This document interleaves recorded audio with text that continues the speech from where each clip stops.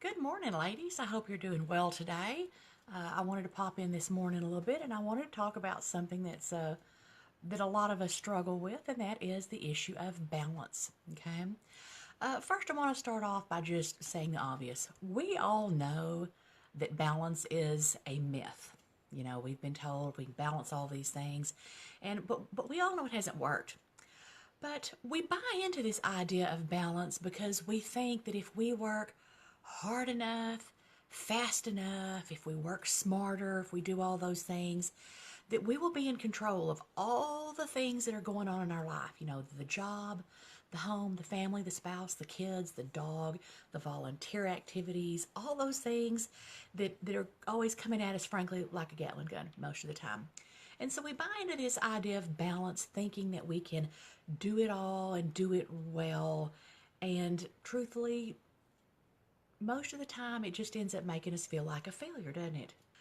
You know, we tend to think about a juggler and we watch as a juggler, throws those little balls off up into the air and we watch it and it's done so smoothly and we think, wow, if we could just do that. But if we actually analyze what a juggler is doing, they're actually throwing one ball up into the air and letting it go while they're getting ready to catch the next one. And that issue of letting something go momentarily is really important as I tell you the most important thing that I ever learned about balance. You know, we would think that as women we would learn about balance from other women because I do believe we learn most things from other women. But I learned the most important thing about balance back when I was in graduate school, and lo and behold, it was a male professor that taught me this thing about balance. Now, to give just a little bit of backstory, most of us were in our residency year. That was a year that we were taking 3 classes each semester, which that's not a big deal if you're a freshman in college, but at this particular level, 3 classes was a lot. And one evening before class, a couple of the other students, we got to talking about how hard it was to juggle going to graduate school full time, working a full time job. Most of us also had families at home. We had spouses, we had kids. And Dr. Cutright walks in and goes to listening, to our little conversation. And at some point, he says this, and it has always stuck with me. Now, I'll be honest, I don't remember everything else I learned in the class. I may not even remember anything else I learned in the class, but this particular point has always stayed with me. He told us this. He said, balance is a myth. We all know that. He said, but the truth is, you cannot give everything in your life equal attention all of the time. Your life is not a pie. You can't take all of the things that are coming at you and just divide them up into neat little slices and give them all the same amount of attention. Life just doesn't work that way.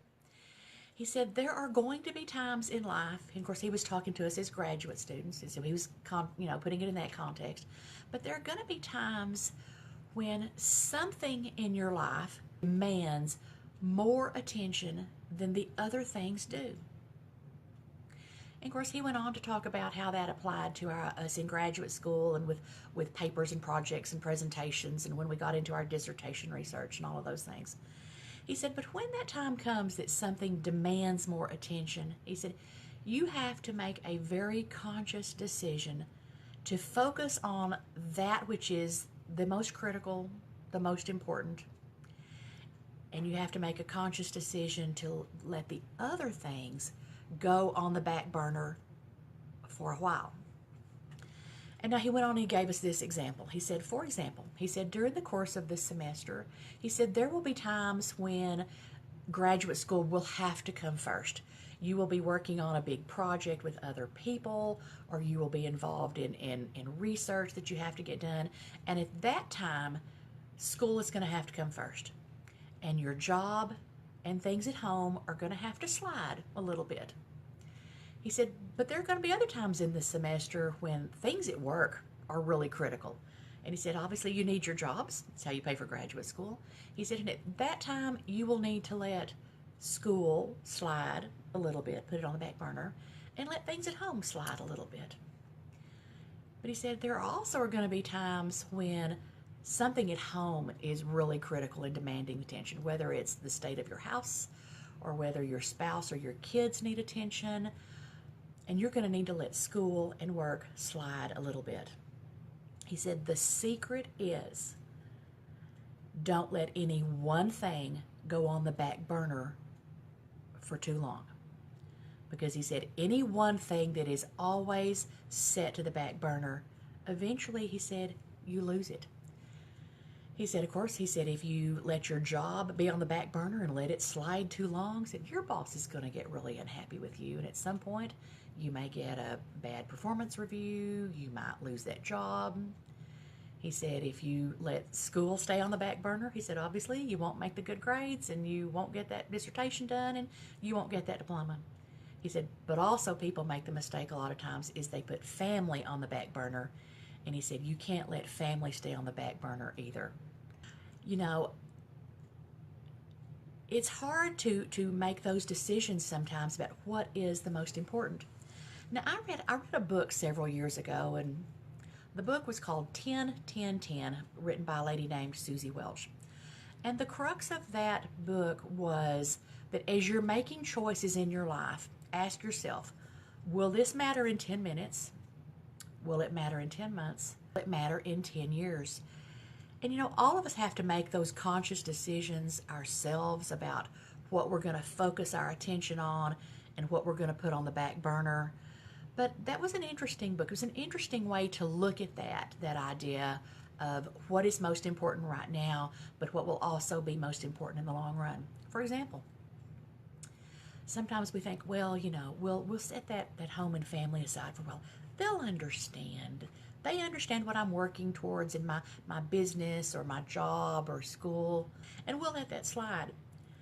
And you know, right now, if you look at that in the context of the next 10 minutes, it may be okay to let that slide. But if you think about that down the road 10 years from now, that may not be something you want to let slide too long. You know, time with a spouse, time with a child, time with an aging parent. You know, all of those are issues that we all have to grapple with personally to make that decision. But back to juggling for just a minute. We all have to make that conscious decision as we're juggling. What ball is going to get thrown up in the air for a few minutes while we consciously focus our attention on what ball is fixing to land in our hands? You know, I was in a group and a woman made the comment that, man, I really dropped the ball on all the things I needed to do today. And I made the comment back to her that, you know, I really honestly believe that sometimes when we drop the ball, it may be because that ball really needed to be put down for a little bit. You know, we buy into this that we can do all things and have all things and all of it at the same time. And that if we just work hard enough and fast enough, it will all be easy. And that's all a myth, because it really won't. We have to purposely decide where to put our attention and what to set aside.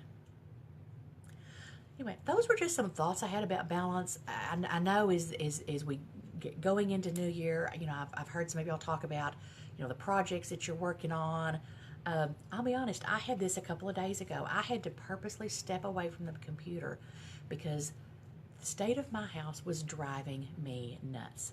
And I don't know about y'all, I'm pretty organized.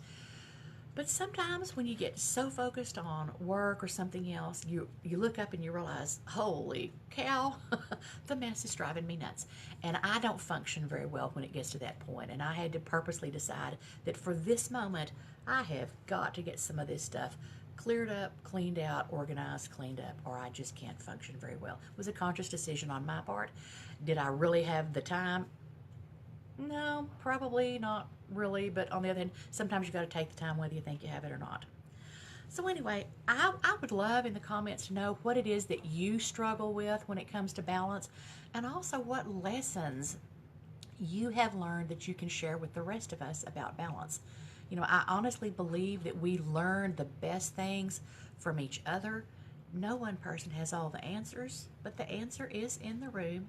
So I'd love it if you would share your struggles, your lessons, the things you can teach us. And that way we can all help learn a little bit more about how to juggle, balance, all these things that we are doing in our lives. Anyway, those are just some thoughts I had about balance that I wanted to share with you today. If you found this video helpful, I would love it if you would subscribe to the YouTube channel, and that I would appreciate it if you would pop over to my blog at tamingfrenzy.com. Check out some of the things that are over there, and I'd love to see you on my email list. Each week I send out one email. You won't get a crowded inbox from me. One email that goes out each week that has links not only to my latest blog post, but links to other blog posts that I think will help you to tame your frenzy, plus hints and helps that help make life just a little bit easier for all of us. Anyway, I hope to see you there. Have a great day, and in the meantime, go tame a little bit of your frenzy.